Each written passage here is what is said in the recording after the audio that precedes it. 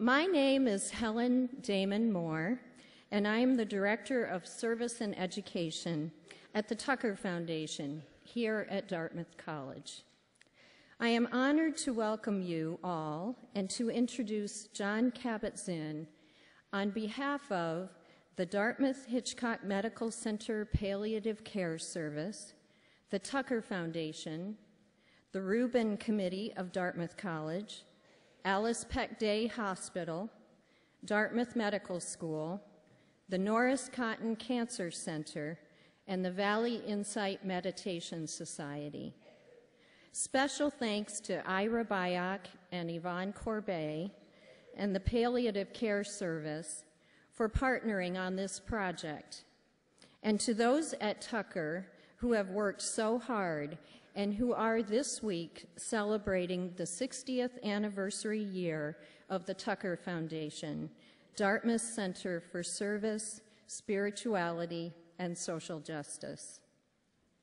We are pleased to welcome Dr. Jon Kabat-Zinn to Dartmouth College today for the second time.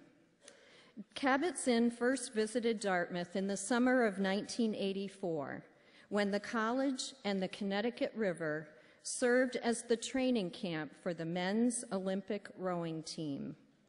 He was the meditation trainer for the team, helping them to optimize their mental performance.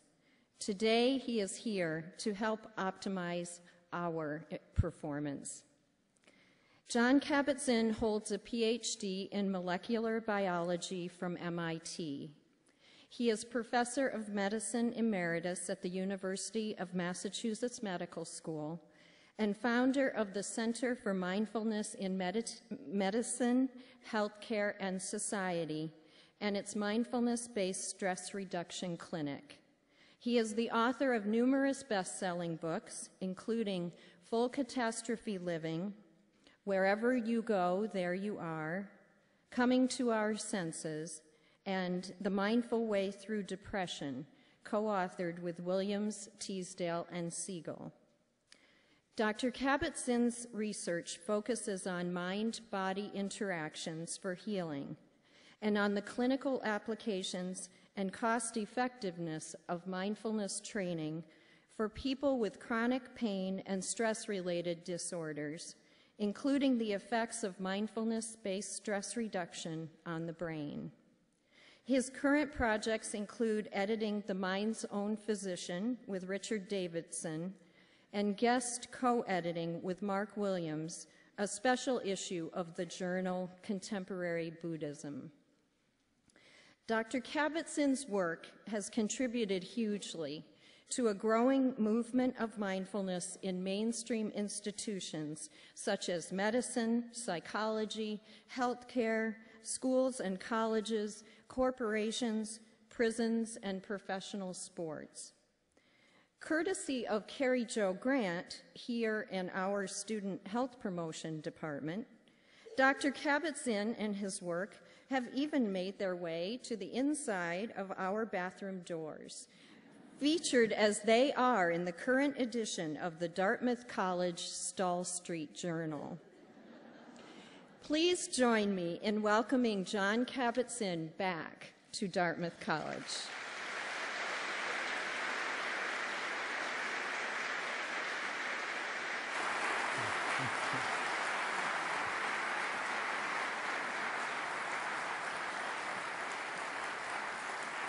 Thank you. Thank you. It's a delight to be here. Do I have to have the light this bright in my eyes? Because maybe you could tone it down a little bit so that people can still see me, but I'd like to be able to see you too. It's a delight to be here. It's nice to walk into a theater where mindfulness is on the marquee. You know you've really made it when it's on the marquee along with Frankenstein. I mean, it's like you're part of the mainstream, so to speak, however that goes from moment to moment and from day to day. But it's really a delight to be here. And I am here basically because of Helen Damon Moore and her work, which I got to actually see at the University of Iowa when she was at Iowa before coming here. And also Dr. Ira Byock, who I met in Ireland about 2 years ago, almost exactly 2 years ago. And I was just incredibly impressed on what he's doing with integrative medicine and palliative care. And so, it's like I don't live that far from this place. And I got in the car this morning and drove up. And I'm really happy to be here for the next 3 days. And, so to have this many people come out at 4:30 on a sunny afternoon after the kind of winter that we've had to a talk about mindfulness is really some kind of indicator that something has shifted in the society. You all have better things to do, I'm sure, this afternoon than to come here unless you have some kind of real intuition about what the healing power of mindfulness might be. And then it might actually be incredibly valuable to spend the end of a nice sunny Thursday afternoon here together. So this talk is really not about me or what I have to say. It's about us. It's about every single one of us. And in some sense, what the potential is, as the slide says, for living your moments as if they really mattered. And I put a little asterisk in there, just kind of an aside, and they actually do. And the reason they do is because we're only alive when we're alive. This seems kind of a no-brainer, but you could say that a lot of our lives we're walking around with a no-brainer, or just basically no brain, or the brain is on autopilot or something like that. And what mindfulness really is about is bringing it back online, so to speak, in the present moment, because that turns out to be the only moment any of us ever have. But we're so good at thinking, so incredibly good at thinking, that we can spend enormous amounts of our time and energy absorbed in the past. Have you noticed that? Like just incredible preoccupations about who's to blame for why it's like this, or how great it was in the good old days and why can't it be that way now? So there's a tremendous attraction to the past, or a tremendous aversion, but whether it's attraction or aversion, we spend a lot of time there. Would you agree? Have you noticed that a lot of the time, if you check on what your mind is up to, it's up to memory. It's up to thinking about things that are already over to a large degree. The other favorite preoccupation of the mind is in the opposite direction, the future. And if, again, you check in every once in a while, just to, sometimes I like to say, you can call yourself up. You may have to, because we're on 24/7. We're just infinitely connected. Probably every single person has one of these in pocket. I hope there are some exceptions. But, and they're called smart phones, but they're not. But they can really dumb us down because we can be infinitely connected everywhere except here. And so we may need to call ourselves up every once in a while. Hello, John, are you actually here? And the answer is no, I'm off in the future thinking. And what are our favorite preoccupations? And by the way, of course, you'll get a bill from AT&T or Verizon. But seriously, what are our favorite preoccupations in the future? Well, one is worrying. I don't know about in the North Country. Maybe you've gone beyond worrying, but in the rest of the world, a lot of worry about things that haven't happened yet and may never happen. In fact, Mark Twain is famous for having said, you've probably heard this in a lot of different sort of guises, but he's famous for having said, there's been a huge amount of tragedy in my life, and some of it actually happened. But there is this sayings that, we die, he died 1,000 deaths. I mean, we drive ourselves crazy over things that are not going to be happening because we're not smart enough to actually forecast the future. But that doesn't prevent us from driving ourselves crazy and perseverating over and over and over again about what will happen. And then something else happens because we're not that smart. So something else happens, and we say we're blindsided.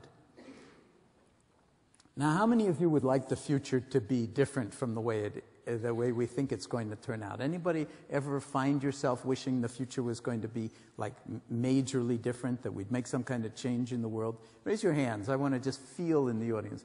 So, okay, I heard social justice mentioned earlier, and this is, after all, a university, or I guess you call yourself a college, but a campus kind of situation. So it doesn't surprise me, but this kind of engagement really requires thinking about what it means to make the future different. How can we possibly apply any leverage? Could we find an Archimedes, fulcrum in which to influence the future?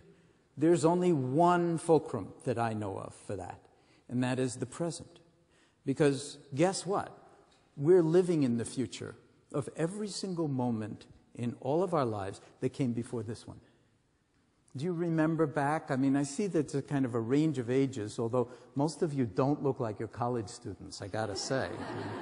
And I'm a little disappointed. I mean, not that I'm disappointed that you came, but I'd like to see a lot more college students. They're going to Frankenstein probably later. It's an awkward time of day for the young people. How many of you are under 25? 25 or under, is it? Oh, so I'm wrong. That's really nice to be wrong. So, really. So I was going to say to the older people, but maybe you did it when you were even younger. Do you remember before you came to college here? And probably you got into planning what the courses were that you were going to take when you got a hold of the catalog, or you went online and you began planning, in the freshman year I'll take this, and sophomore year and the junior year. And then maybe you planned even who you're going to meet and who you might marry and what your children will look like. Does that sound familiar? That, sometimes we do that when we're young. And then we think that it's all going to turn out in the future. So no matter what your age is, I've got news for you. This is it. It already turned out. And how did it turn out? It turned out just like this. In this moment, your life is just like this. Not happy with it, a little bit sad or depressed or wishing it was different. That's not a problem. That's not a problem. Because we can always sort of feel like, okay, how are we going to be in relationship to this? And of course, life is not easy. And a lot of times we're faced with enormous challenges, sometimes with enormous pain, sometimes with enormous threat. And that's part of the human condition. But the real interesting question when it concerns, say, the future, and concerns living as if life really mattered, is can we actually be in the present moment when things are kind of not the way we thought they would be? Or, sometimes the shorthand for it is, well, I didn't sign up for this.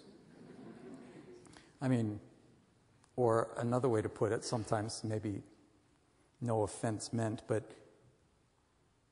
how did I get born into this family? Or who are all these crazy people? Why am I the only sane person? And when you're in a family, no one else can know the kind of genetic disease of that particular family that, that everybody suffers from except you.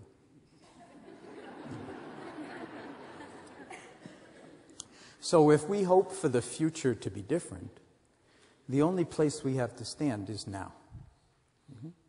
Because, first of all, it's the future of all the moments that have come before. So if you want to be in the future, here you are.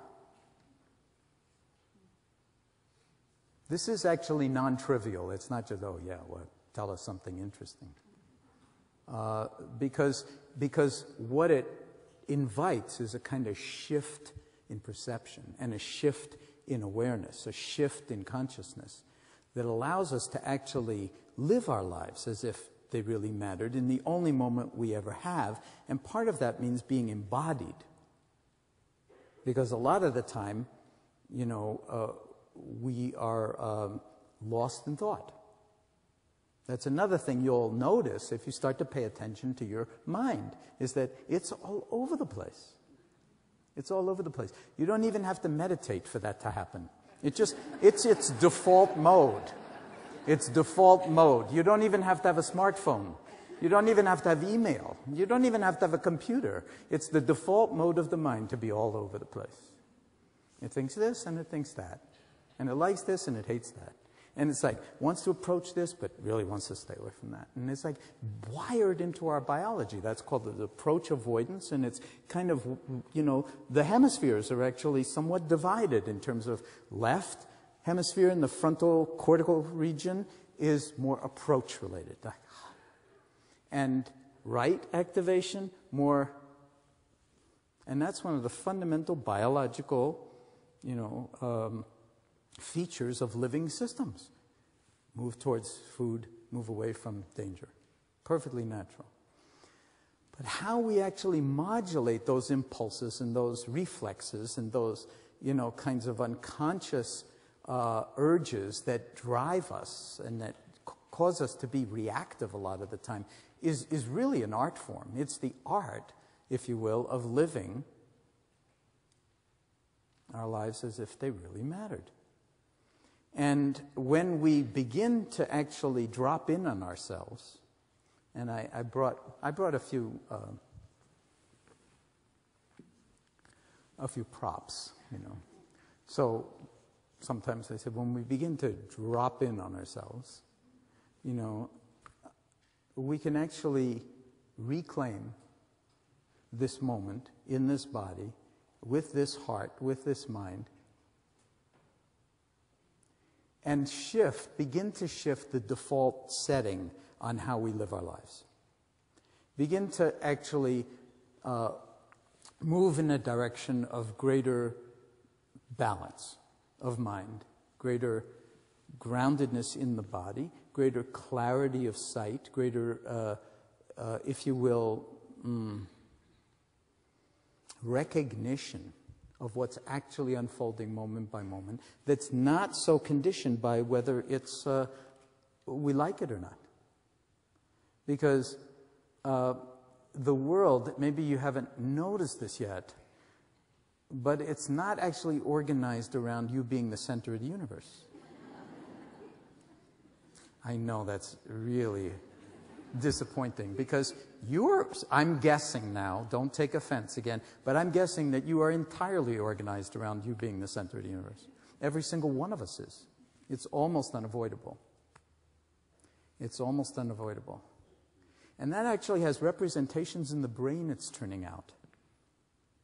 That there are medial networks in the frontal cortex, and that is actually called the default mode. And it's what they think, neuroscientists think, is what's happening when you're not doing anything. Well, it turns out when you're not doing anything, you're very busy. You're very, very, very busy. And one of the ways that's described is that your mind is wandering. And now there's an entire field in neuroscience focused on mind wandering. How many of you have noticed that your mind sometimes just has a life of its own? It goes here, it goes there. It's like, loves to be entertained. It's very entertaining. So yeah, that's what's called the default mode now. And another name for it is the narrative network. So it's like we're continually constructing narratives about ourselves. I mean, after all, it's the favorite topic, right? Me. What could be more interesting than me?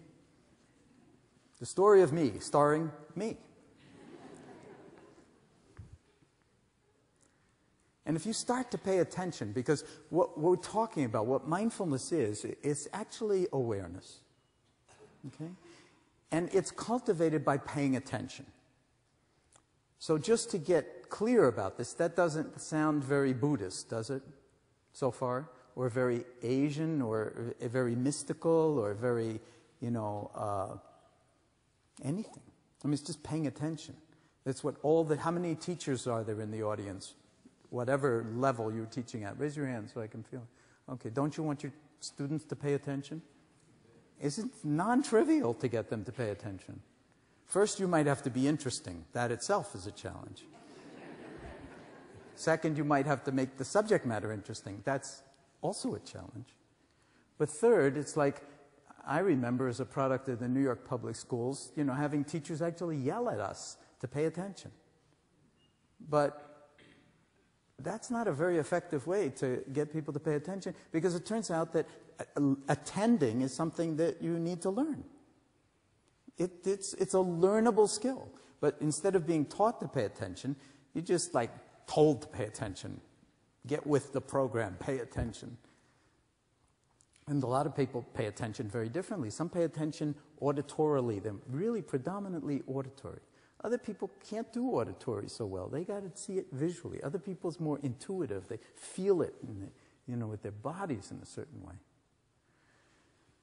So this is incredibly important in education at all levels, because as they say about orchestras, even the greatest of orchestras, with the greatest musicians, with the greatest instruments, playing the greatest music, before they perform, they get together and they tune their instruments. First to themselves, then with each other, until there's a kind of dropping, if you don't mind me put it that way, into kind of resonance, call it an A. Or call it what you like, but a kind of interconnected feeling that we are in some space together. You could call it relationality. And so mindfulness is the awareness that arises by paying attention on purpose in the present moment. Paying attention on purpose in the present moment and non-judgmentally. Now, non-judgmentally, that's the kicker, because as I said, the default network is operating constantly, and the default network's got ideas and opinions about everything. It's judging constantly.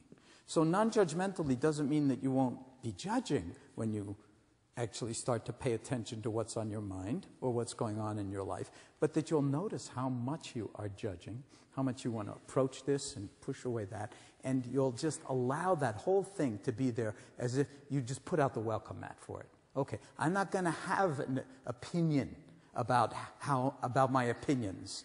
I'm going to just let it all rain down for a moment. Can you feel how radical a shift that would be in your life? To just take one moment and allow everything to be as it is, instead of wishing it was one way or another?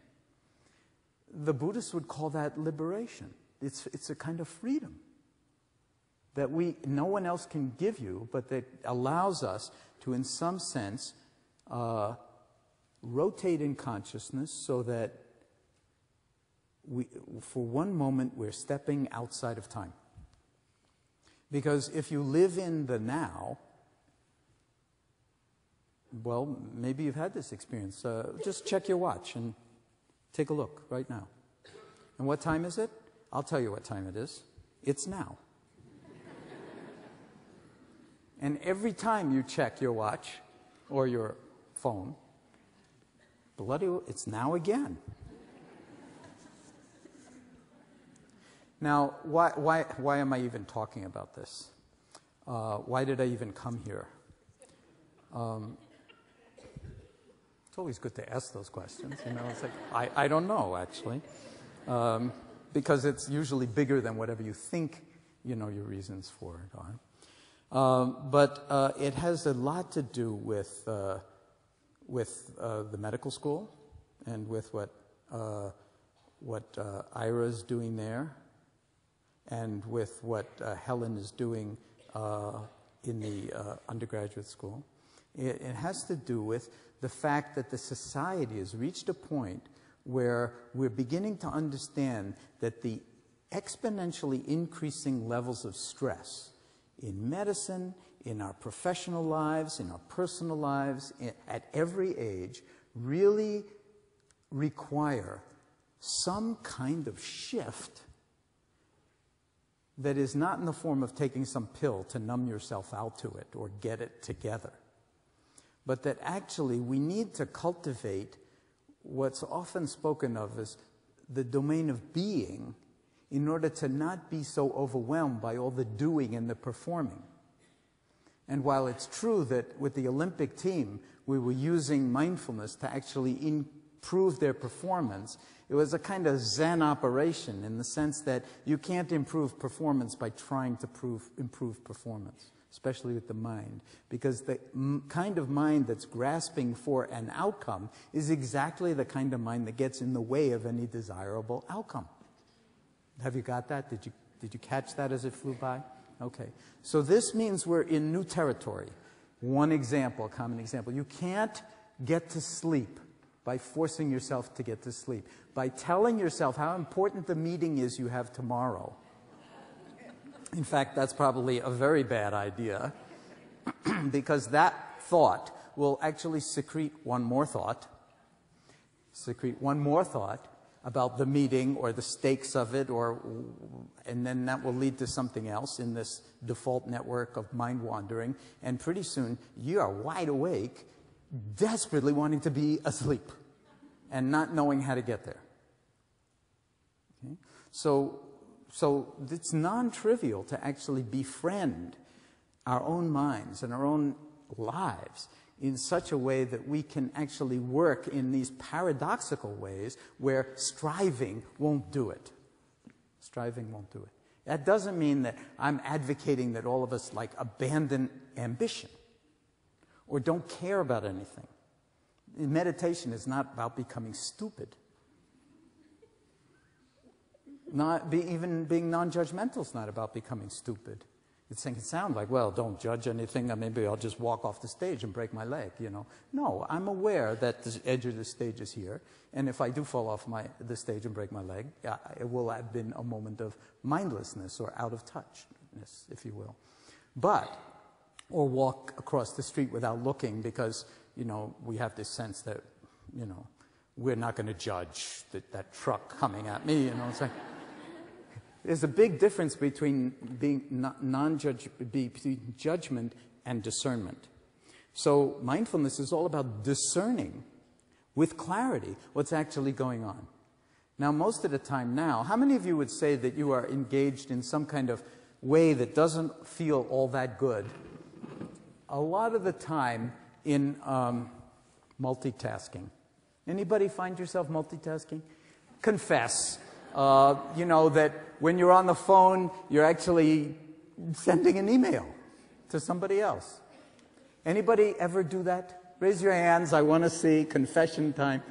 Okay, and we actually do it a lot. Why? Part of it is that is really because we're so stressed. We don't have enough moments in our day to get it all done, so we start to discombobulate a little bit and juggle and cut corners. And there are now wonderful studies that are showing that actually impedes or reduces or any kind of objective measure of performance. That doing two things at once detracts from the quality of either of the one. Doing 5 things at once, or being that scattered in your mind, you don't even have to be doing anything, but when you're at the mercy of this kind of mind wandering all the time and you're trying to get things done, it's very, very challenging. Very challenging. So the question is there a way to actually live that will allow us to deal with what Zorba the Greek in Kazantzakis' novel and movie called the full catastrophe of the human condition?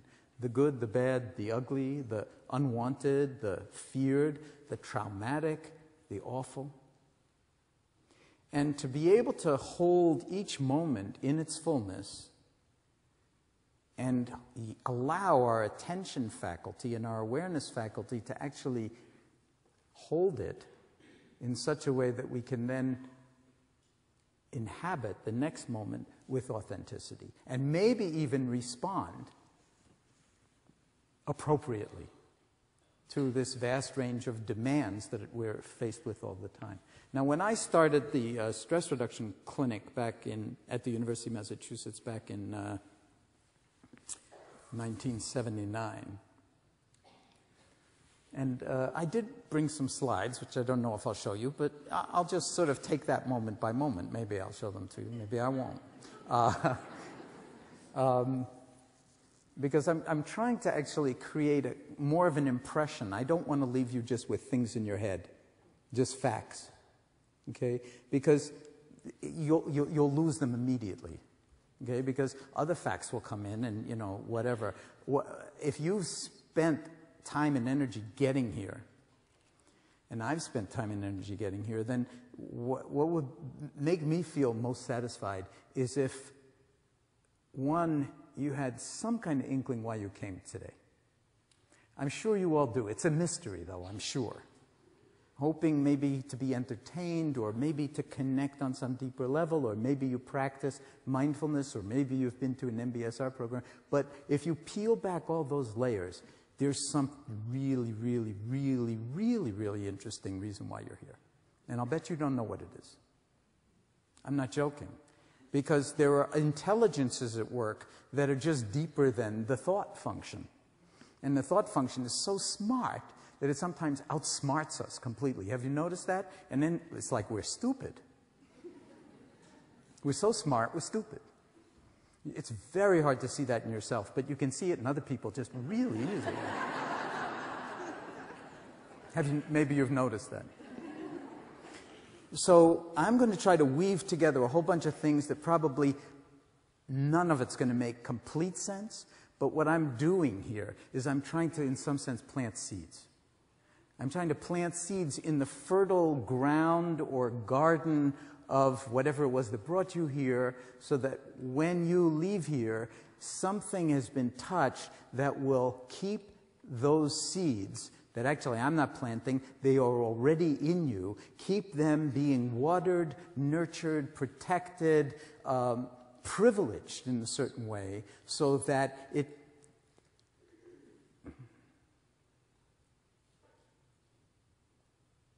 nurtures, in some profound sense, some aspect of you that wants to be as alive as you can be while you have the chance. We say to people coming to our stress reduction clinic, and they come with every conceivable kind of human ailment, referred by every conceivable subspecialty and specialty and generalist in medicine. And we say to them, and it's an 8-week-long course designed to teach you how to take better care of yourself as a complement to whatever the healthcare system is, I should call it a disease care system, by the way, can do with you, can do for you. And we say to them, from our perspective, as long as you're breathing, there's more right with you than wrong with you, no matter what's wrong with you.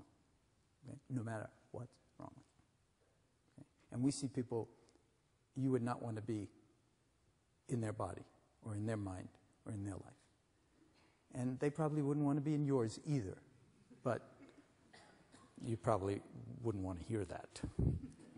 Because after all, I mean, you're the star of this movie, aren't you? So there's more right with you than wrong with you, no matter what's wrong with you. That's a radical perspective. And very, very important because, you know, I started the stress reduction clinic in 1979.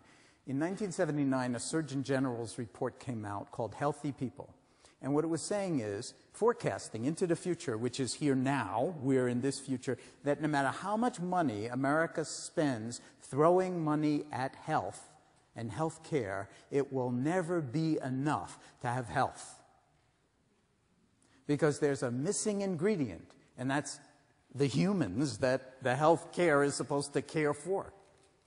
And that there's not enough money on the planet to do all the various things that would have to be done to us when we don't take care of ourselves, when we don't know how to handle stress, when we do not know how to be in wise relationship with our lives and our lifestyle and our diet and the exercise and our bodies and aging and everything else, that if we leave that all to, auto mechanics model of medicine, you drive your car around until it breaks down, then you get the carburetor replaced or the engine or whatever, or the tires. But this is not a machine.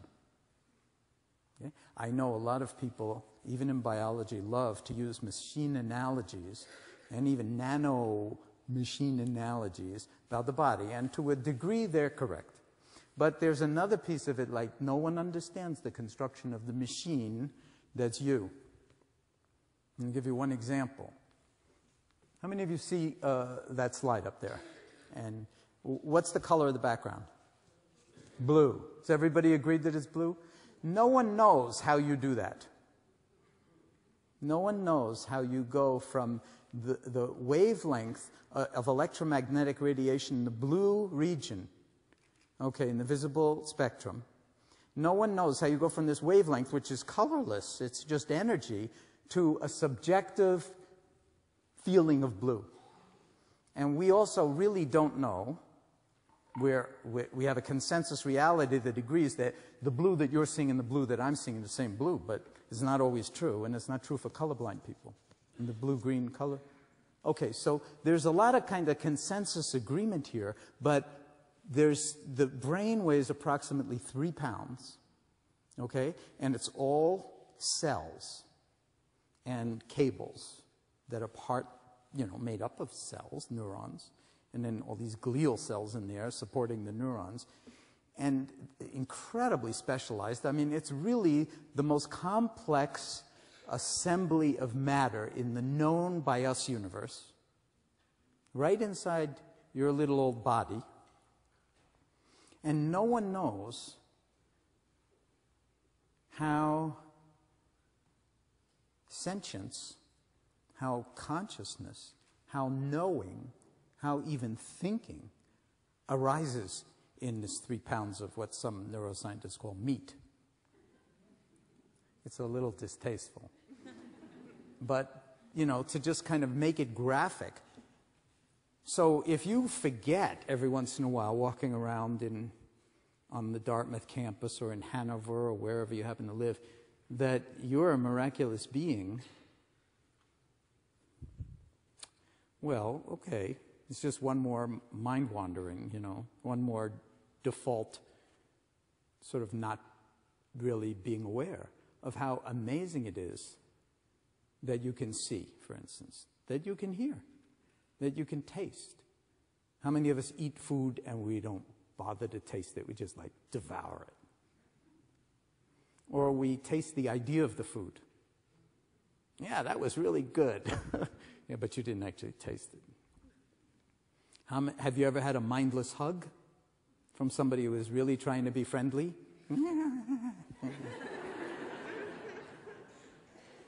Sort of impulse to be friendly, but not in one's body. Okay? So all of these things we take for granted, but we can actually begin a process of reminding, and I put a little hyphen in there, reminding ourselves, rebodying ourselves. When? Now, because why? There's the only time you have. And coming back into a certain kind of vector or alignment with the entire life trajectory. Entire life trajectory. And it doesn't matter how old you are when you begin this process. The Native Americans actually measured your age from when you became, they started to measure your age from when you became a grandparent. Before that, it was like you were too busy to really be human. And the Asian Indians measure your age from when you start practicing yoga. So if you're 75 years old and you've been into yoga for 3 months, you're 3 months old. I like that. Isn't that nice? What about a new beginning? Every moment, a new beginning. That's what mindfulness is about. Every moment fresh. Now, this is not a philosophy. It's not a good idea. It's not a concept. It's a way of being. It's not a technique. It's not a technique, and it's not a special state. Oh, I think I'll trot over to the MBSR clinic, meditate.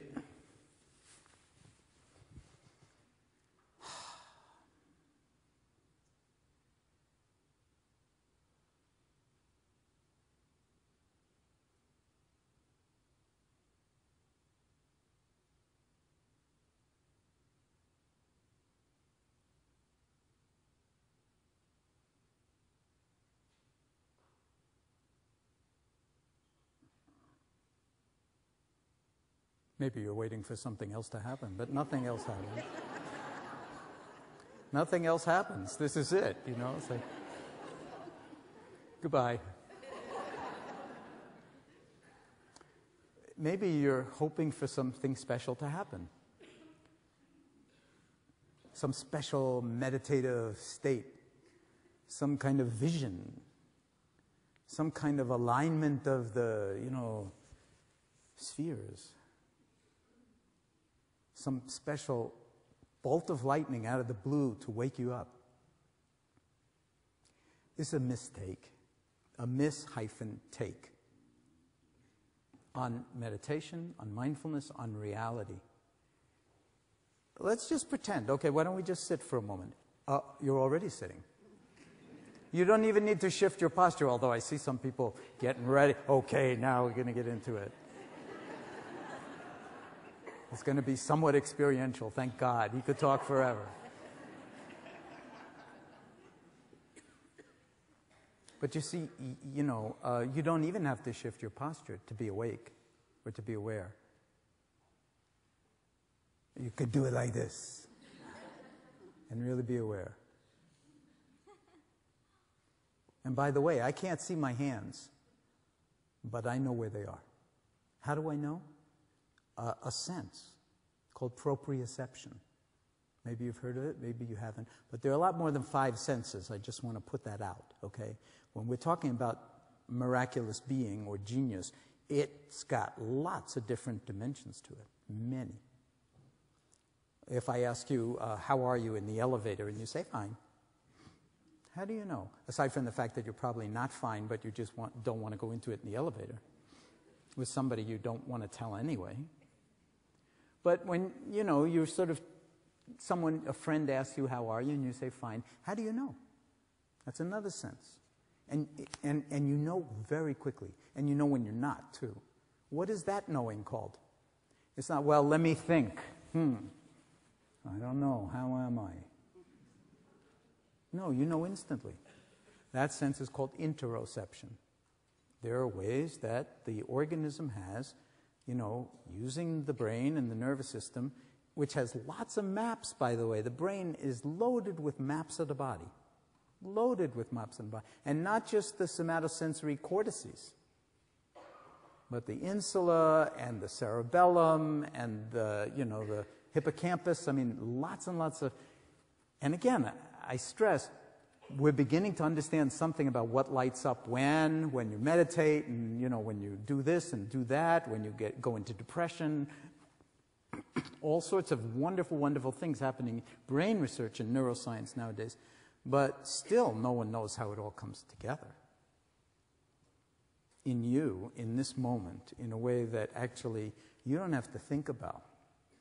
And even if there's something going on, even if you're in, say, pain from your lower back, and you've had it for a long time, or even if you have, cancer at the moment, or you're a cancer survivor, or whatever it is, or you have, heart, issues of one kind or another, whatever it is,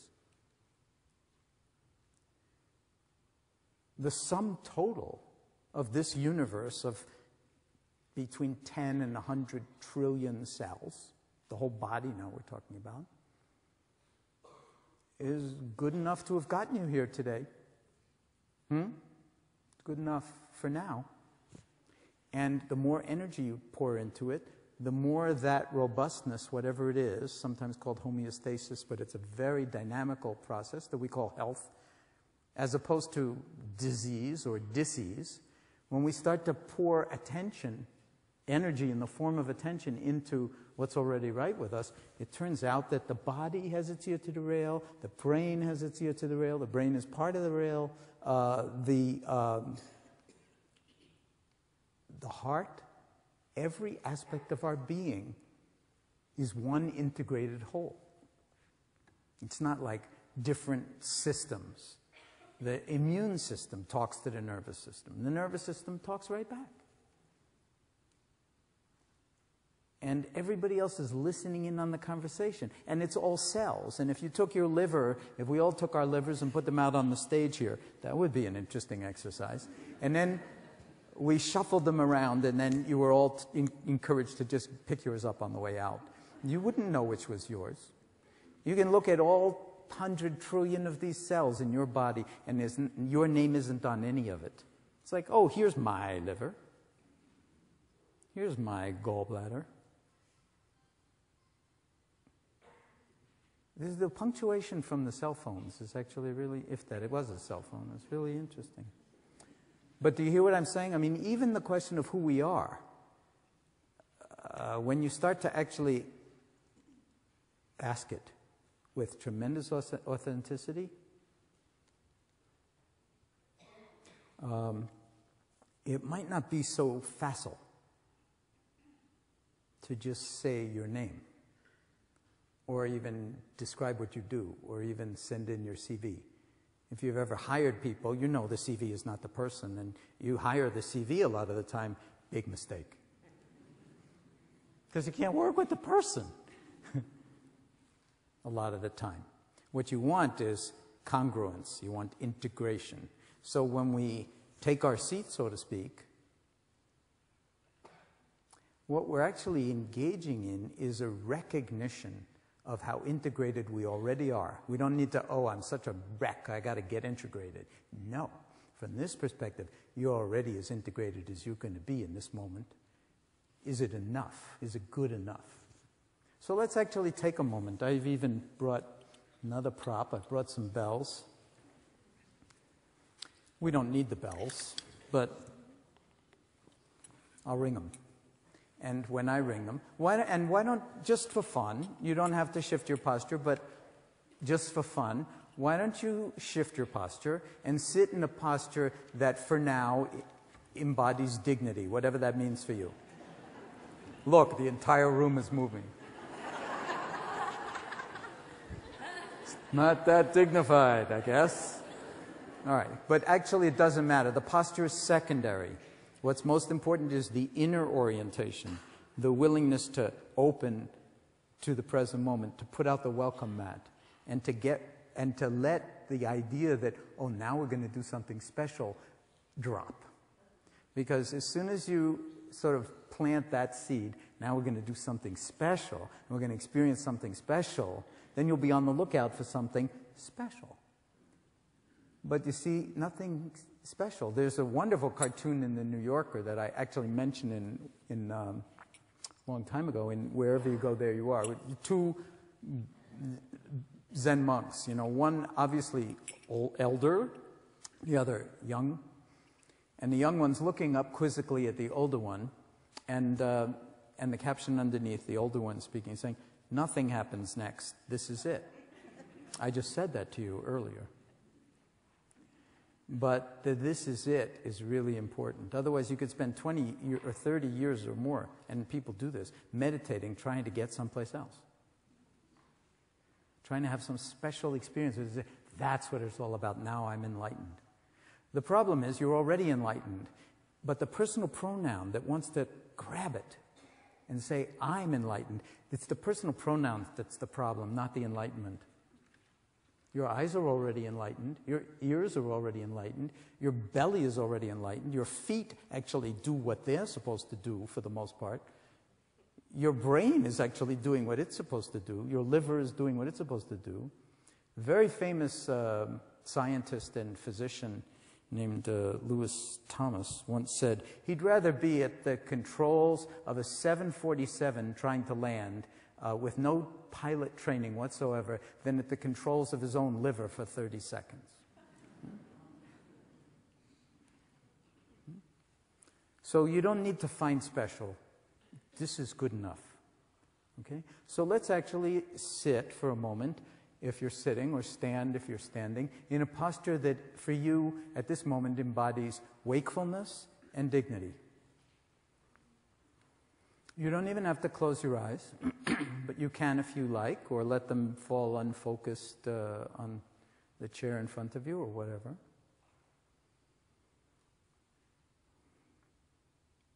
And as I ring the bells, seeing if you can just follow the sound of the bells into the space of the air.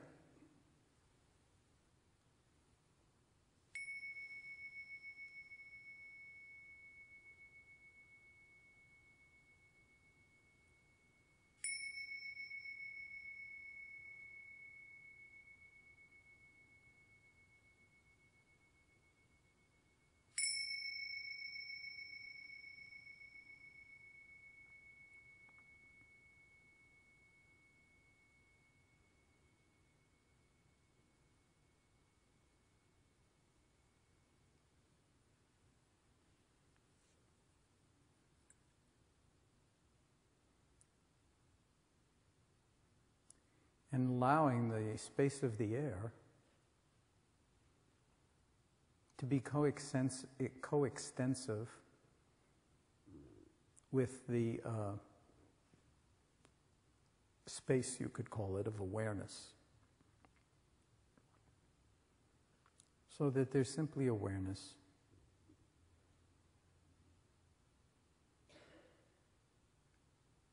Hearing what's here to be heard. The sound of the bells are past, and now there's just sound, whatever's arising. And you could feature hearing as a way of anchoring our attention.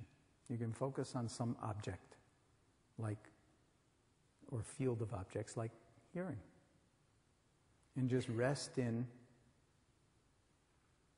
being aware of sounds and the stillness, the silence in between, inside, and underneath any and all sounds, including, of course, my voice.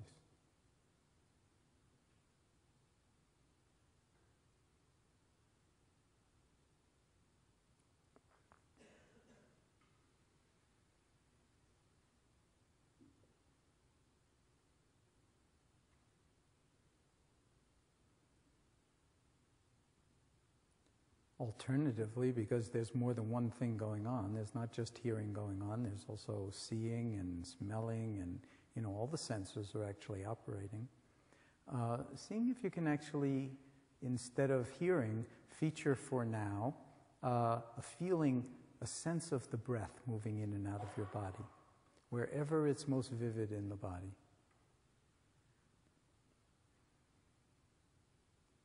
Just allowing awareness to inhabit the whole of the body and be most vivid in the region where the breath sensations are arising and passing away. In breath, out breath.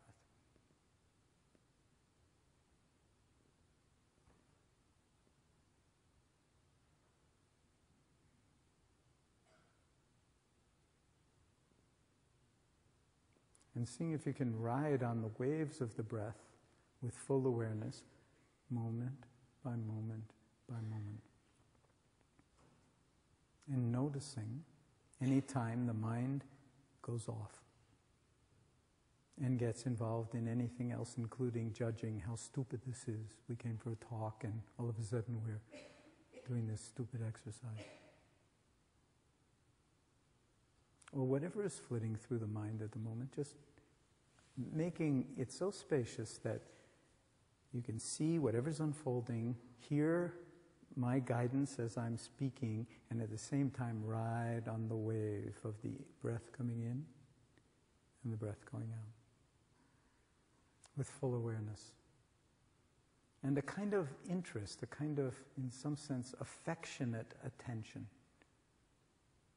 Even if the breath isn't all that interesting to you, or all that boring, or or your mind says, okay, I get that concept, what else? Just staying with the breath.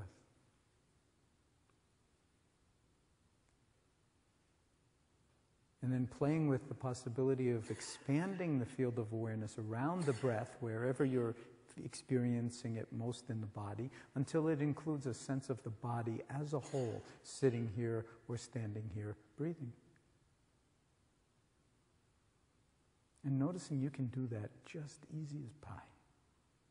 It's not really a doing, but when I say it, you can easily, the awareness can hold the whole body to one degree or another. And whatever degree you can hold it, that's fine. It's not like, oh, if I practiced, I'd get better at this. That's just a thought, never mind. Just letting the thoughts come and go and staying with the awareness of the body as a whole, sitting and breathing.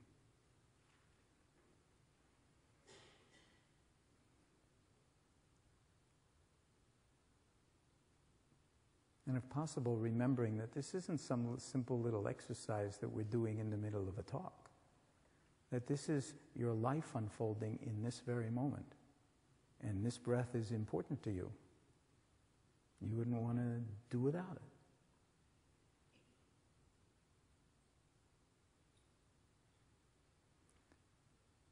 So with that kind of quality of attending, that it's not really, it's like tuning a guitar string, too loose, no true tone, too tight, no true tone. But if you can just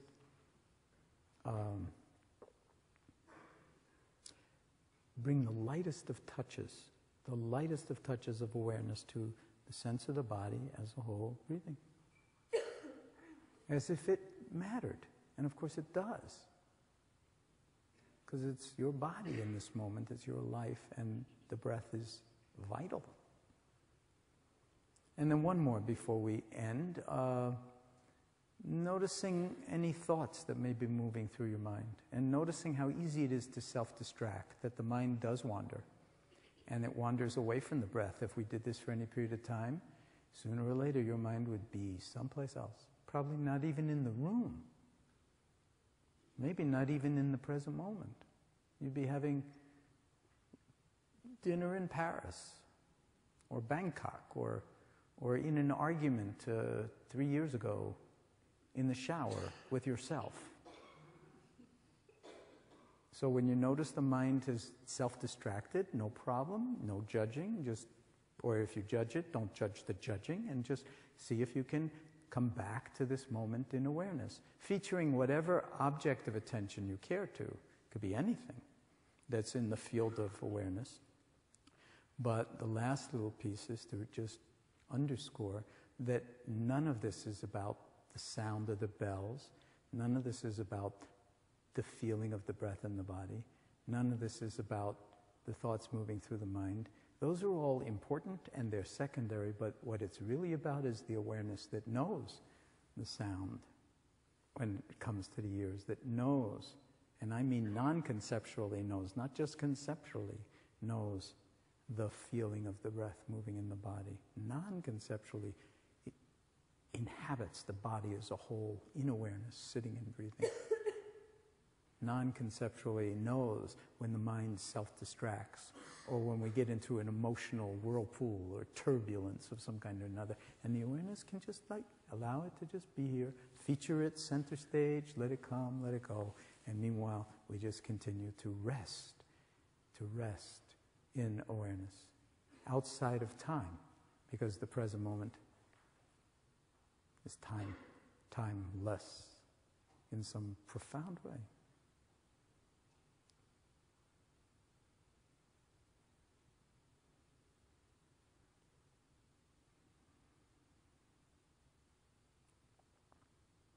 And awareness and silence and stillness are all different ways of saying the same thing, of pointing to something that's already yours, that you don't have to get,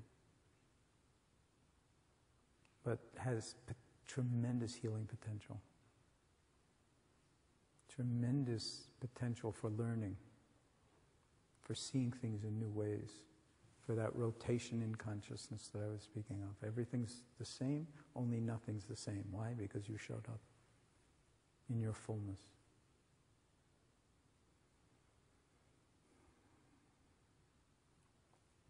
So learning, and out of that learning, growing. And out of that growing, healing, which in my vocabulary, the way I define healing is coming to terms with things as they are. Coming to terms with things as they are. Very different from curing.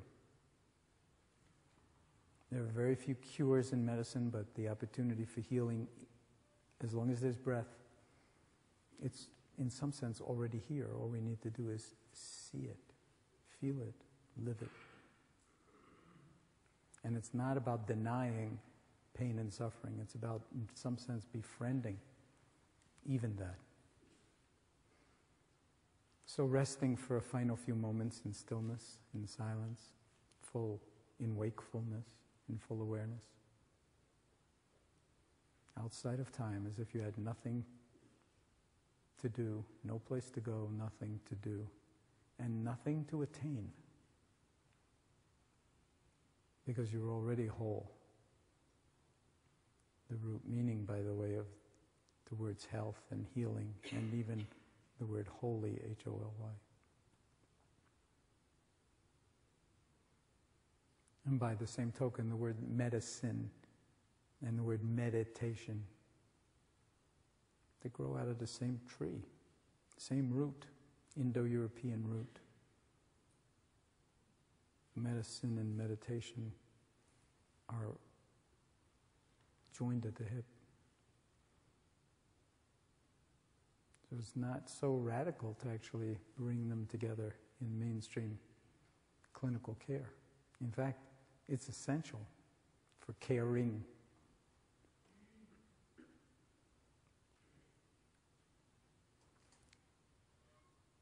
So silent, wakefulness.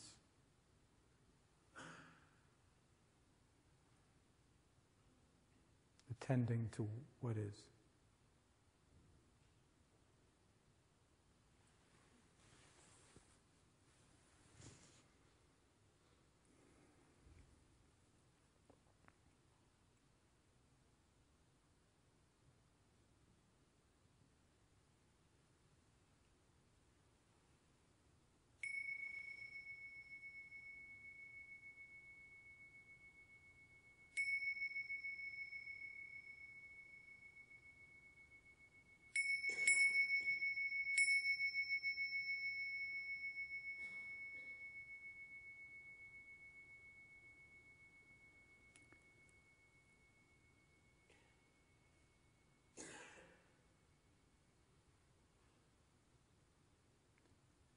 So now the real meditation practice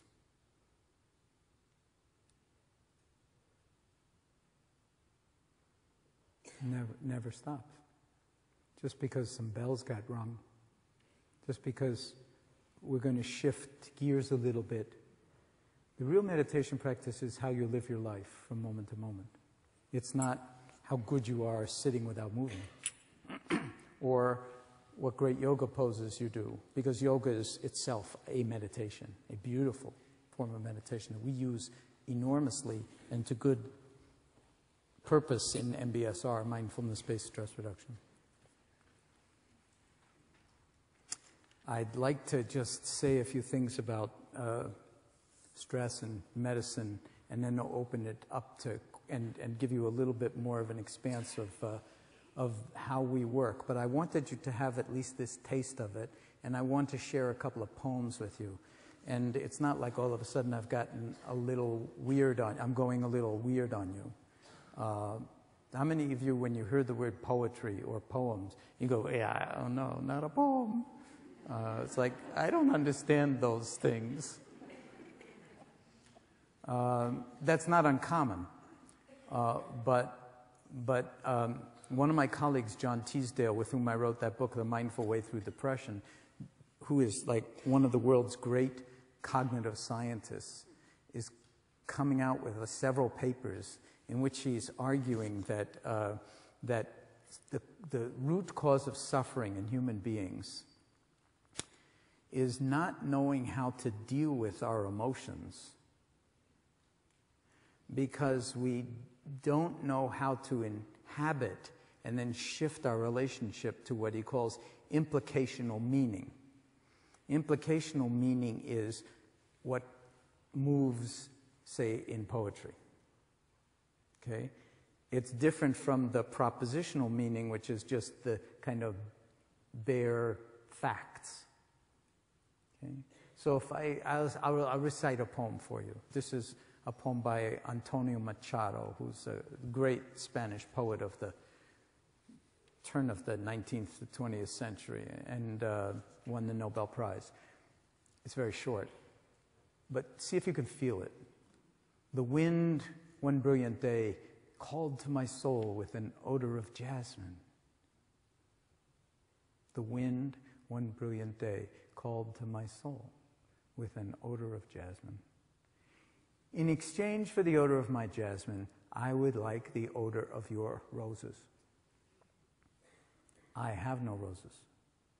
All the flowers in my garden are dead. Can you feel that? How many times have we had that feeling? Or similar feeling? I have no roses. There's nothing beautiful about me. All the flowers in my garden are dead. Well then, I'll take the withered petals and the yellowed leaves and the waters in the fountain. And the wind left, and I wept. And I said to myself, what have you done to the garden that was entrusted to you? Can you feel that? This is a poem about great sadness. Could easily go into depression.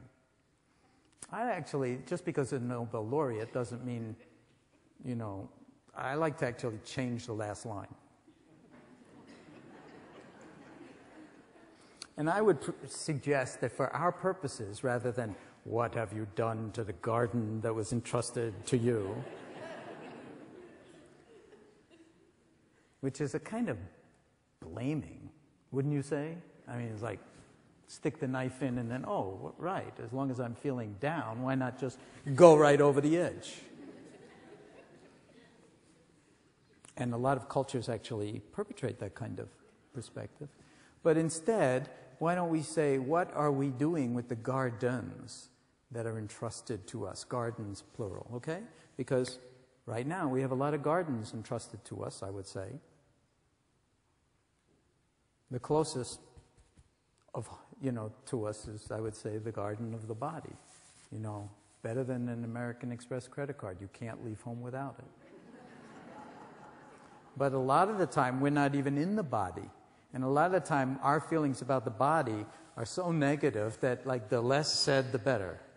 Just don't bother me about the body. I don't even want to know it exists. If it is not driving me crazy, I feel lucky. And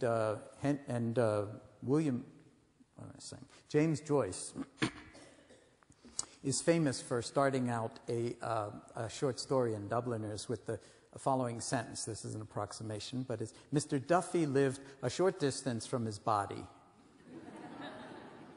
And if you start to pay attention in the way that I'm suggesting, in the present moment, you'll discover that that's your address as well. A lot of the time, we're in our heads, lost in thought, someplace else, not in the body. That has biological consequences, by the way. Everything I've said tonight, when I started the stress reduction clinic in 1979, it was like there was almost no science of the effects of stress and the biology of stress on the body and on the mind and on the brain and on the heart. Now, the data is just like overwhelming, including, as I'll show you in a minute, aging. That it's turning out that, stress, they used to say stress is not a real risk factor for morbidity or mortality because, it's not like, high-fat diet, it's not like cigarette smoking, it's not like hypertension, high blood pressure. But now it turns out there's incontrovertible evidence that stress actually increases the rate of degradation of the the ends of all of our chromosomes, which are called telomeres. You're going to hear a lot more about that word. The woman, Liz Blackburn at UCSF, who actually discovered telomerase, which is the enzyme that builds them back up, won the Nobel Prize in 2008.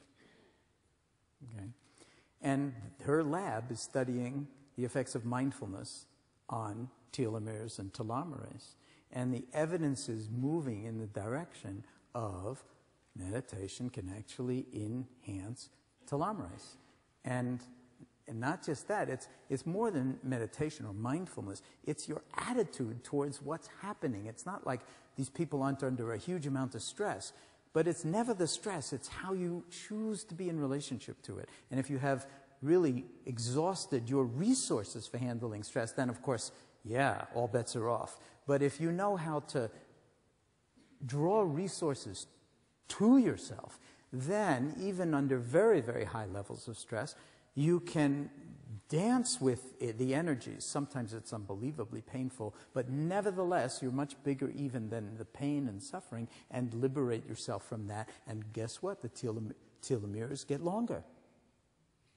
So every aspect of our biology is what's now called plastic. And that's a new terminology. It's not like, Dustin Hoffman in The Graduate. This is for the older people in the room. But it means that our biology is miraculous in another way. It's constantly reorganizing itself. It's not just it's all downhill from here. Yes, there is aging. Yes, we are all going to die unless somebody makes a very important discovery very quickly. But, the question is not is there life after death or is there some way to escape death, but actually can we live while we have a chance? Is there life before death? That's the most interesting question. And right up to the moment of death.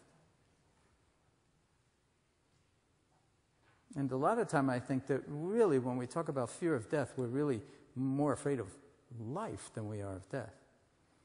And there are two chapters. I was going to actually tell you some stories, but I don't think I will, about my early days at MIT. One of which was how I got into meditation. I got into meditation at the Massachusetts Institute of Technology as a graduate student in molecular biology with a Nobel laureate. Believe it or not, go figure. Not in some monastery in Asia. Because the Zen master came and gave a talk, actually, at MIT. And I was one of 5 people in all of MIT that went to the talk. And took the head off, took the top off my head at the age of 22. And it was like, oh my God, there's an entirely different way of knowing. Why didn't they tell us this in kindergarten? An entirely different way of knowing, and no less beautiful, no less profound, no less transformative than thought. Just different. And this should be part of the repertoire, so to speak, and part of the science and investigation. The other thing was the story of my thesis defense, because I wrote, a thesis on some arcane topic in molecular biology, and I had, it's like all these MIT Nobel laureate types, real hotshot molecular biologists, and a few from Harvard who came over because you always have to have someone from another institution. And my thesis, it was an existential challenge for me. I don't know how many of you are graduate students here? Anybody a graduate student? It's like hard. Hard to be a graduate student because nobody cares.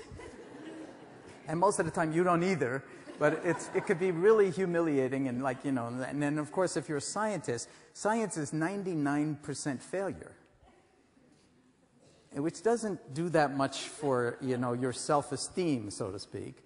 And then you're looking for that 1%. And so I finally got my thesis together, and I wrote in the front page, on a page by itself, they let you have a little dedication, a little sayings or something like that. I wrote, "He who dies before he dies does not die when he dies." I don't even know where I got it, it's like... it was some Greek, very old Greek. So I put that line in the first, page by itself before you get into the thesis and so on. So I go into the room with all these scientists who are going to decide whether I get my doctorate or not after what's called I don't know even, I forgot what they even call it, but a thesis review or, defense. Right, defense. It's a war term. Yeah. They're going to attack and I'm going to defend. And if I do it well enough, then, so I go in there and, I knew them all because it's a small community and everybody, sort of likes each other. But I was, of course, terrified. I mean, it's like a lot hangs in the balance. And so somebody says, what's this, he who dies before he dies does not die when he dies? This is the first question on my thesis. So I've worked 5 years on this research, and they want to know, he who dies before he dies. Of course, they were pushing 50. I was 27 or something like that. They were in their 50s and, thinking ahead. That obviously piqued some interest. You die before you die, you don't die when you die. I want that.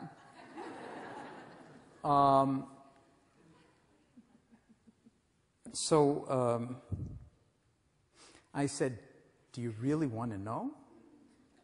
And they all said, yeah. So I said, well, it might take some time.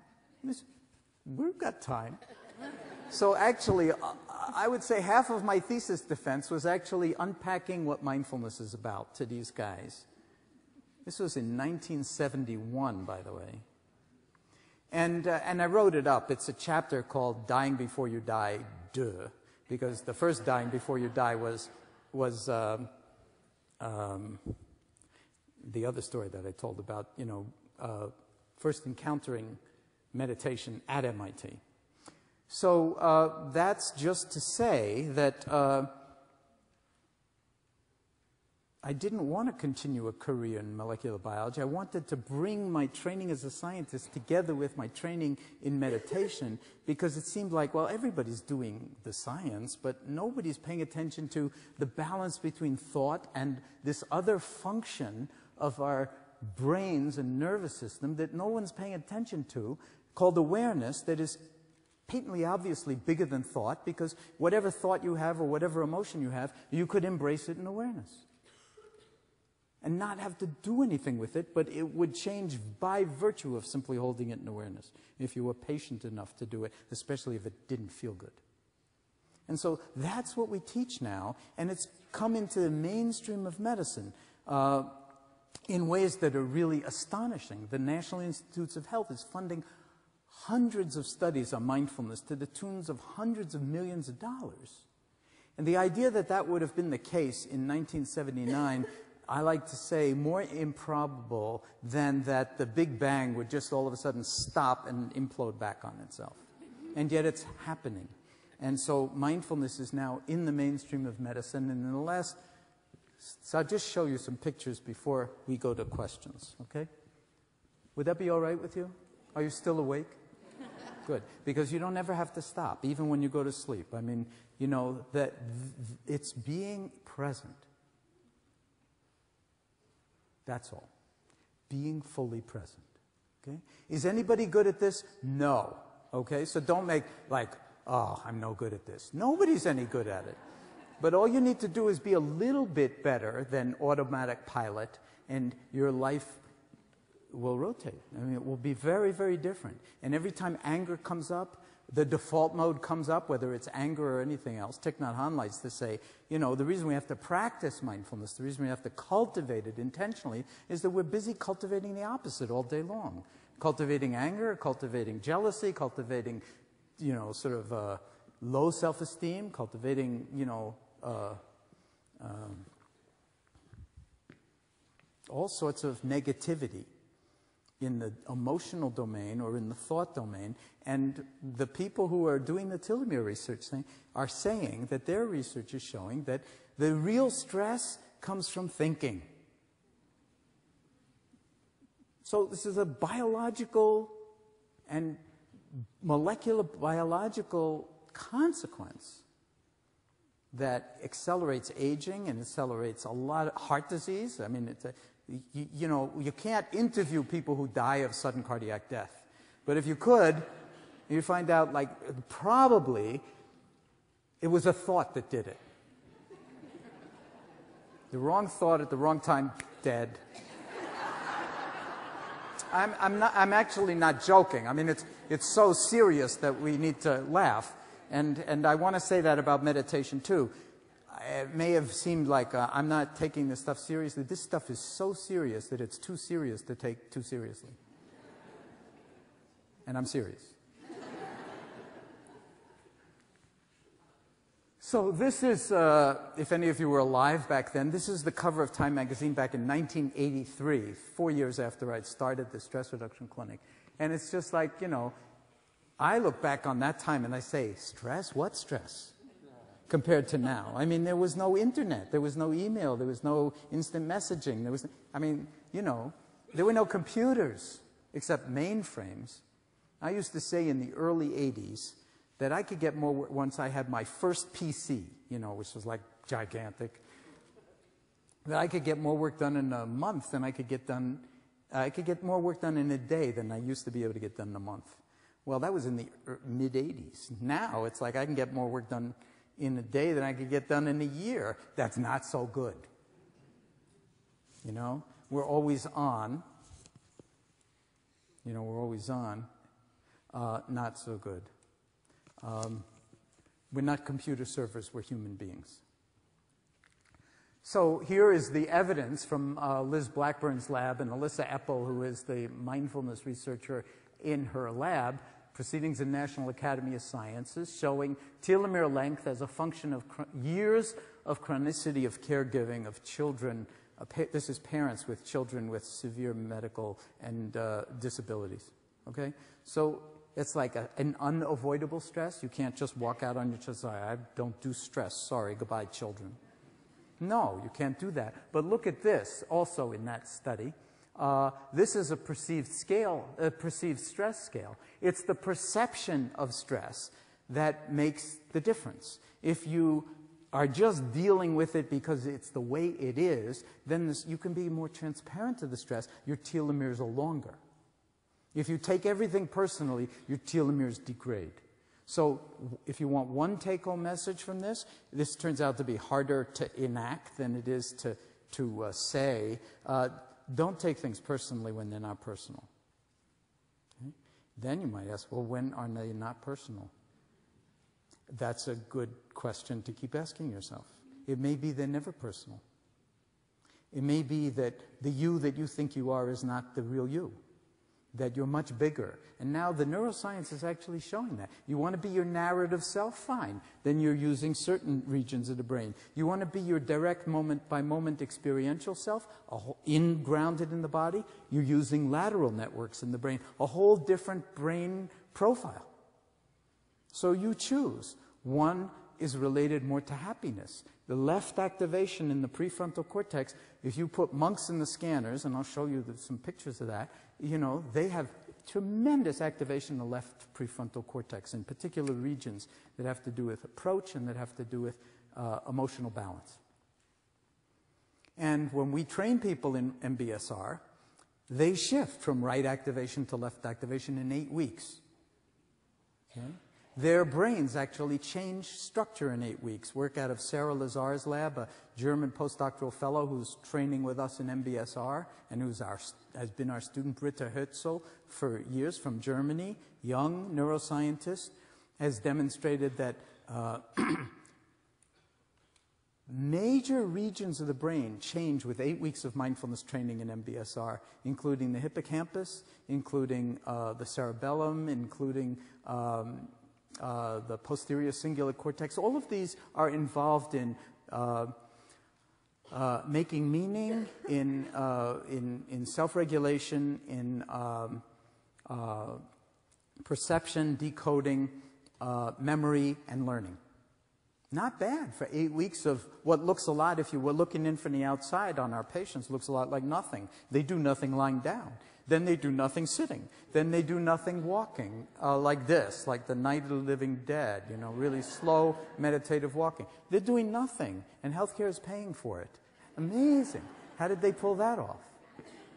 And it turns out the brains are changing not just in terms of activity, in terms of structure.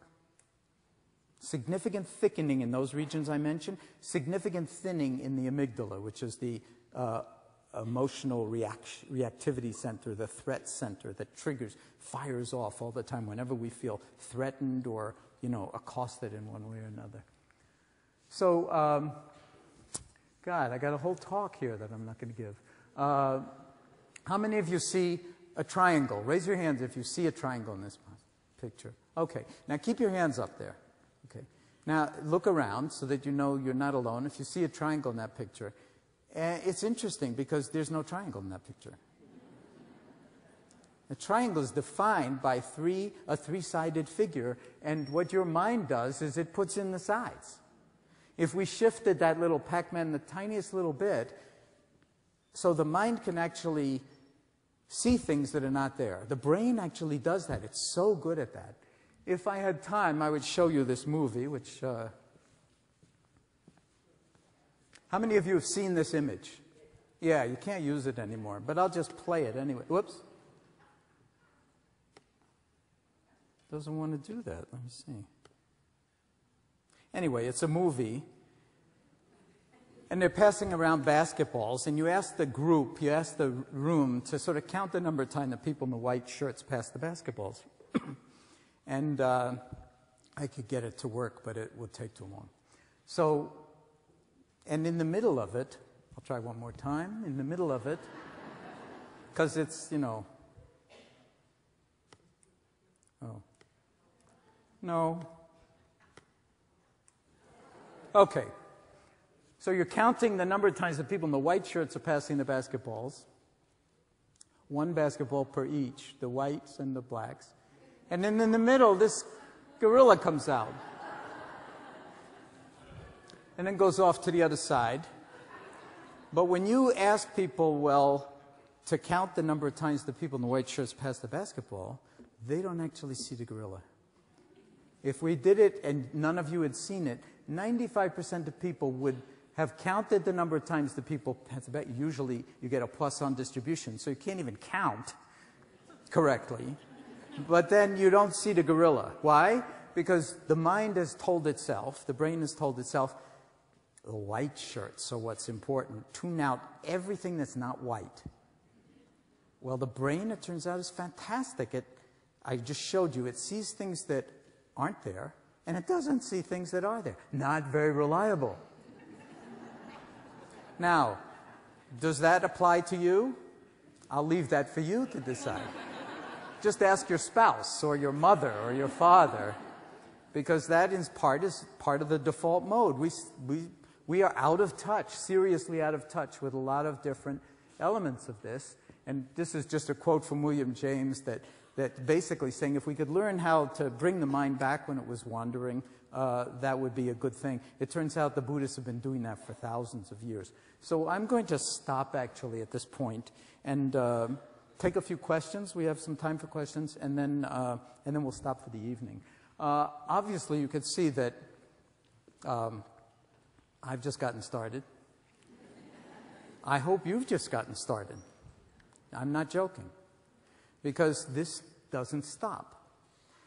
It's called your life, and it's all really more than magnificent. And if you can get into that implicational meaning of the poems, the poetry, then there's the potential to actually live your life as if it really mattered moment by moment. And it turns out that that's recruiting and morphing brain pathways that when you're depressed and you're into depressive rumination, it's not about shutting that stuff off, that kind of toxic thought stream, but actually learning how to hold it differently, and then you don't take it personally, and then you actually don't fall into depression. You don't relapse into depression, and I'm talking major depressive disorder. And so, and that affects your telomeres, and that affects actually gene expression in your body, upregulating and downregulating hundreds of genes that have to do with cancer and that have to do with inflammatory responses. So if your whole body is really plastic, and the more you tune the mind and the body together, the more you participate in your own health and well-being. I like to call the medicine of the future, or the medicine of the present actually, participatory medicine.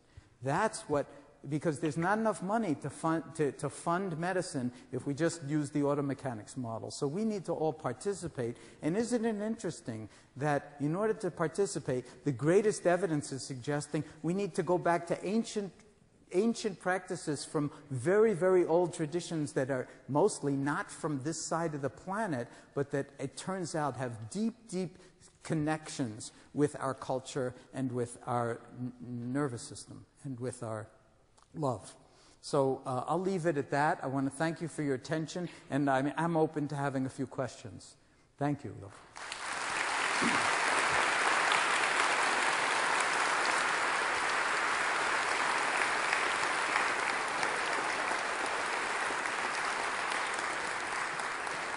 Yeah, thank you for your attention. And it's 6 o'clock. If you need to go, we understand. Yeah, and obviously, so it's 6 o'clock. There is a book signing following outside the auditorium after the question and answer period, just so people know. And so why don't we, okay, so you've got it, why don't you line up with that microphone behind the guy who has it, and we've got another one over here.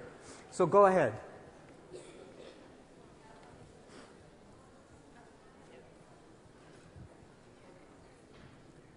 Oh, are you not, you're not actually asking a question, you're just offering, well, give it to her. Thank you so much. I really appreciate that talk. It was fascinating. One question I had was actually from your biography that was provided, which was just talking about you and your wife's interest in supporting initiatives that further mindfulness in K-12 education. Yes. And I wondered if you could just provide some examples of what exactly that can look like in public education and beyond. Okay. Thank you for that question. I alluded to it, but obviously, you know, the subject of mindfulness is so vast, and to do it in a way that isn't just throwing facts at you would take actually multiple occasions.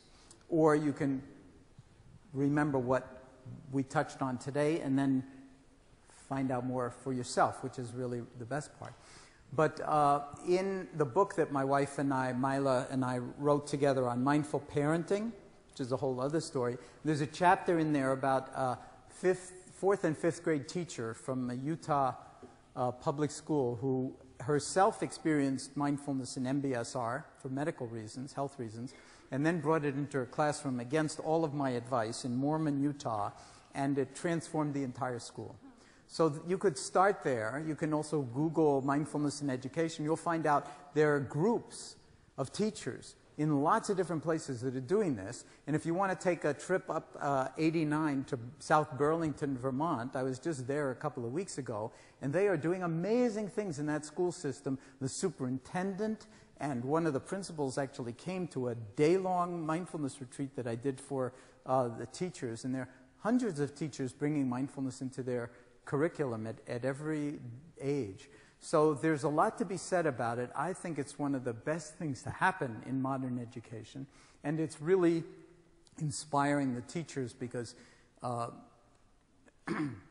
nowadays it's so challenging and there's so much stress in that profession, and so many of the kids come and they're not ready to learn, so they need to learn how to learn, tuning the instrument before you play it, so to speak, and this is a way to actually allow that to happen, and in a way that's, I've been in classrooms like this in Oakland and in Manhattan, New York City, on public schools, unbelievable. I mean, and one teacher in South Burlington called it pin drop moment. You could hear a pin drop in these classes where a lot of the kids are like ordinarily all over the place, but they have learned how to actually drop in. It's valuable for attention deficit disorder, attention deficit hyperactivity disorder, and it's also valuable for the teacher's sanity. Thank you. So. Hello. I was just wondering what your general advice would be when we're trying to, live it moment by moment, but we're faced with moments where we have to make decisions. And I know we have to make like dozens of decisions every day, and sometimes there are big decisions regarding like our futures or personal relationships. And my friends are always telling me like, don't overthink it. But I mean, don't overthink it. Yeah. Yeah. But I know it's really difficult. So, well, it's a great question. Now you want an answer? Yeah. I realize that's the reason why I decided to come today. Oh, wonderful. Wonderful.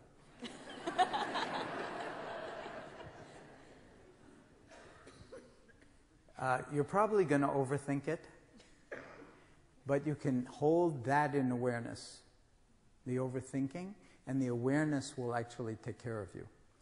A lot of times, let's say if it's relationships, you mentioned relationships, is that right? And it's very complicated, and mindfulness is all about relationships. We start with the body. What's my relationship with my body? It's pretty weird even to say, I have a relationship with my body. Who's talking? Oh, you're not your body, but you have a body. Oh, yeah? So there's something even there that we don't know a lot more than we let on. Okay, then you have a relationship with your mind and your heart. In all Asian languages, as you may know, the word for mind and word for heart is the same word. So when you hear the word mindfulness, if you're not hearing heartfulness, you're not really understanding it. It's got this tenor of spaciousness of heart. Okay? So, and inside of that, a certain kind of trust. And trust in what? How about your own beauty? Okay? So when you start to know yourself in that kind of non-conceptual way, not with thinking, but through embodied awareness of sensation and of, hearing and smelling and tasting and so forth, and of your thoughts that are overthinking who to be in relationship with or who to break off a relationship with or whatever it is, and you're not judging that whole thing, your deeper intuition and wisdom is trustworthy. And when you get into trouble, that's trustworthy too, because you see, oh, I see, I made this kind of decision, I overthought it to this degree, and I wound up whammo, in some place I didn't want to be. That's important information. That's useful data. Then you learn from that, and the next time, if you're really, really, really, really mindful, you won't repeat the same pattern. But mostly what we do is repeat the same old pattern over and over and over again, because we're attracted to just those people who are not so healthy for us. If you've read The Power of Now, Eckhart Tolle, which I recommend you read for these kinds of things, he talks about a kind of construct called the pain body. So a lot of like falling in love is like, if you start to look at it, it's like my pain body, what's all knotted up and painful and hurt in me, recognizes what's all knotted up and painful and hurt in you, and those pain bodies fall in love. Meanwhile, not a good idea, because it's what you call a dysfunctional relationship from the start, But the awareness can see that, and it can save you. I have a friend at MIT, one of the graduate students with me in my lab, and he decided to get married at one point. And the only time I've ever done this, I gave somebody advice about who they wanted to marry. And I said, don't do it. I was young and arrogant, so I said, don't do it. He did it anyway, of course. He got married. 3 years later, they got divorced. And he said to me later, he said, how come it took you 3 seconds to see what it took me 3 years to see? And I said, well, that's because, I wasn't in it. To see it when you're in it, that requires a whole different rotation in consciousness. But it is trustworthy. So there's no answer to your question. It's life unfolding. And whether it's your relationship to another person or whether it's choosing courses or a career path or anything like that, trust your love. And as, what's his name? Joseph Campbell said, and this is a really good piece of advice, follow your bliss. Follow your bliss. And it will teach you everything you need to know, including how sometimes following your bliss needs to be modulated a little bit. I hope that helps because I don't have anything else to say. Thank you.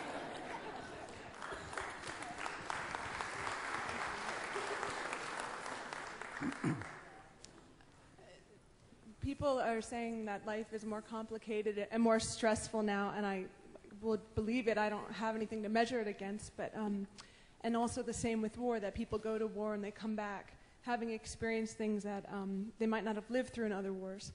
And there are scientists working on PTSD and trying to help people heal from those things that they might not have lived through. And so sometimes I think about how like if the world is becoming more stressful or complicated, and our answer is change yourself, change your relationship with that stress. It seems, I'm not sure, it seems, I don't know how to say it, but... I got it. Yeah. Thanks, that's the other half of my talk. All right. So thank you for bringing that up. So let me just very quickly say, this isn't about changing yourself. It's about, it's exactly the opposite of changing yourself. It's recognizing the beauty in yourself already. No change necessary. Now, imagine if the Congress actually were mindful. Okay? Actually, there is a congressman in the Congress now, Tim Ryan from the 17th District in Ohio, who is doing everything he can to bring mindfulness into the mainstream in political and economic circles. Okay? You'll see his name around from time to time. Fifth-term congressman. But the much larger thing, and I wrote 100 pages about mindful politics and coming to our senses.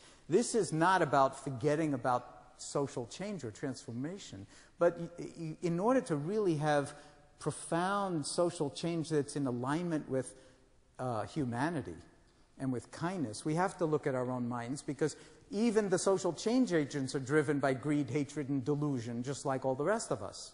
Okay, so until we learn how to sort of at least recognize the toxic or the sort of acquisitive, aggressive, violent aspects in ourselves, then we can do all we want to transform the institutions and even the laws, but human beings being what they are, what we need to do is transform the species. Or I wouldn't say transform the species, I would say have the species come into its own, because we call ourselves Homo sapiens sapiens. In Latin, sapere is the verb to taste or to know, K-N-O-W.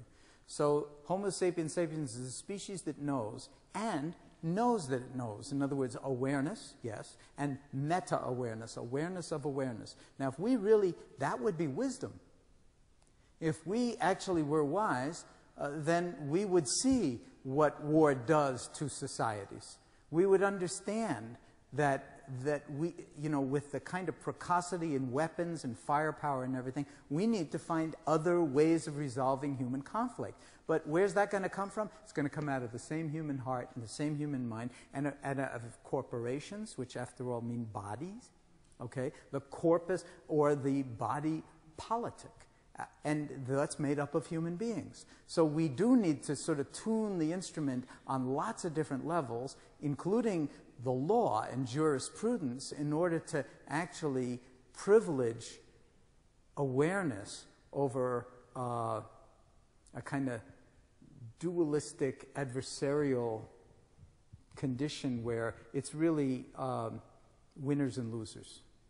And a huge amount of harm and social injustice gets done, and then we learn to sort of tolerate it, thinking, well, 100 years from now, it'll be better. So this is not going to happen overnight. I have a very long time horizon. Like I like to say, one Zen master put it this way, never forget the 1,000-year view. I actually have it pretty much in the 1,000-year view. Then if it happens in 100, so much the better.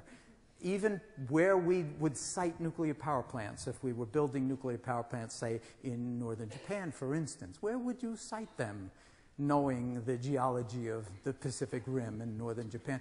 Oh, maybe not too close to the water. I don't know. You need an awful lot of mindfulness to actually, you know, come up with something like that. So it has infinite number of implications, and I apologize for actually not having spent more time on this talk going there. It is all in coming to our senses, and there's an awful lot happening in the world nowadays around that. So we'll take one more and then we'll stop. So, or two more. If two people are standing up, I'll take... Are you standing up for a question? You're just the microphone holder. Yeah. Do you want to sing or something? Or just like... This is your moment. I mean, American Idol. I can make it brief. Okay, so this will be... You want to sing? So I'm hoping... I'm a resident at the hospital here. Okay. And I know you're getting involved with trying to bring this into, more mainstream medicine. And I'm hoping it's not going to be like 100, Oh, no, it's already in mainstream medicine. Although the thing, what I just wanted not here. to ask you about, is that right?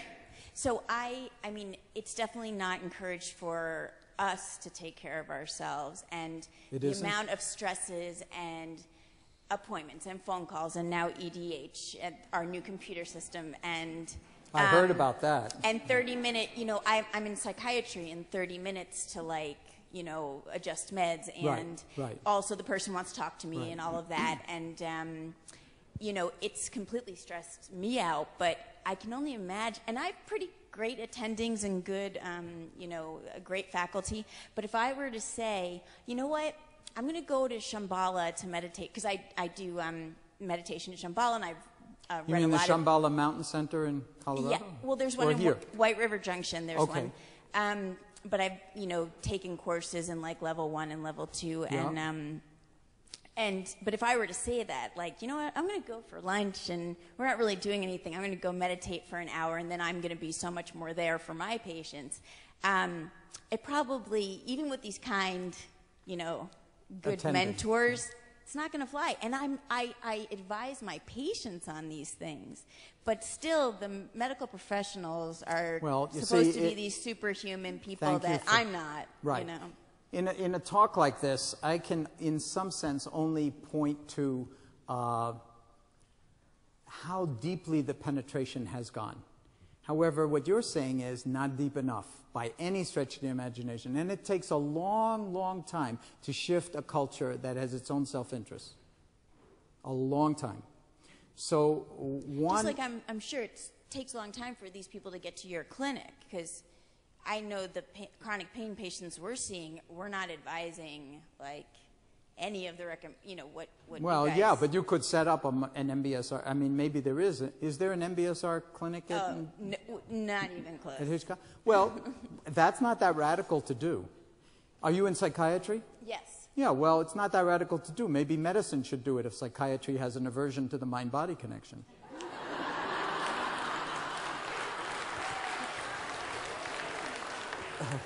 I even know gastroenterologists who are working with veterans who have PTSD, and pulmonologists, and this transcends specialty. So there are some, and you would hope psychiatry would be the most open to it.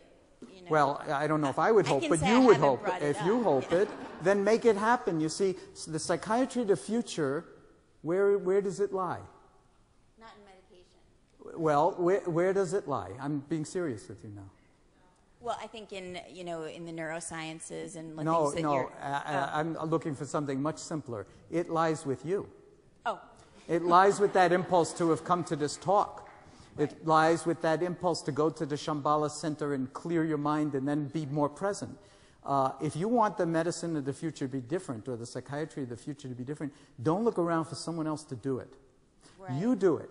When will you be good enough? Never. Because part of your mind will tell you, you don't have enough power, you don't have enough influence, you don't have enough this. You got plenty. As a medical resident, as a psychiatry resident, you got plenty. And if people don't want to do it, that's too bad. But you can take the initiative, and I'm not joking. I mean, we're really talking about a rotation in consciousness here, and the institutions change when people are willing to actually own how you take it. And you've had enough medical training to actually be able to make cogent arguments that a lot of the way the healthcare system is set up, I'm guessing just from what you said, is toxic to the people that you're most trying to help. What kind of a setup is that, even if you have a better medical record system?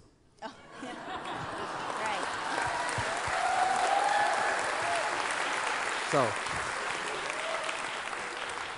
okay, this will be the last one then. Oh, no, there's somebody really ahead of me. I just wanted to let people know that we do have Upper Valley Mindfulness Associates Wonderful. we're psychotherapists, and we're in our 6th year of offering mindfulness-based cognitive therapy.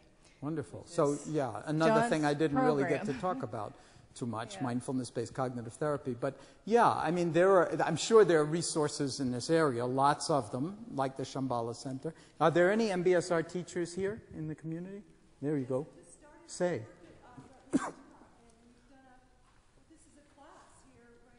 Oh, wait a minute. Someone just said, no, there's nothing at Dartmouth Hitchcock. But MBSR is at Dartmouth Hitchcock? I'm a chaplain, so I'm not a doctor. Well, you see, the doctor doesn't,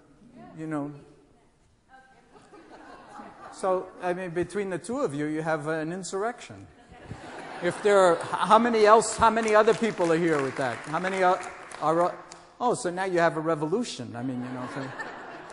Listen, that's how institutions change. And you can do it with tremendous intelligence, with tremendous propriety, with tremendous intentionality and kindness, so that it's not like you're going to go and just sort of be obnoxious and tell everybody else what they're doing wrong, but to actually offer a new option that, I'm not joking, folks, people are dying for.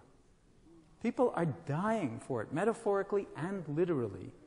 And there's never been more scientific evidence in favor of moving in this direction. So in some sense, what I'm saying is the responsibility for the future of not only medicine, but our society is a distributive responsibility.